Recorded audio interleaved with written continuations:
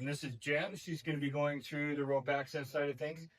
She's our level 3, and she's the one of the instructors at MSCP. I'm Jennifer. I've been doing rope access a really long time. It's fitted for me. And we're going to have some electrical out there, and that'll be Dan. This is 1 meter of cable. You guys can just pass this around. All the trades are connected, right? The pipes get welded together.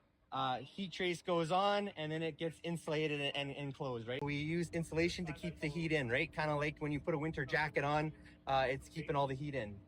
The beauty about heat trace is it works if it's plus 40 outside.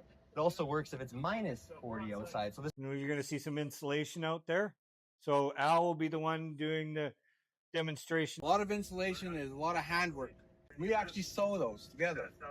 You measure, and you can fabricate it. This insulation. Everybody knows how cotton candy is made? That's exactly how they make that. Who's a scientist? Rocket scientist? Anybody? I was there for 7 years. We have a special machine, and we actually make our own end caps. We have mechanical out there as well. Taylor will be taking you through that. And for as far as leadership, we've brought our superintendent. One thing that don't forget is, how do I manage that money? Right? Because that's a big thing too.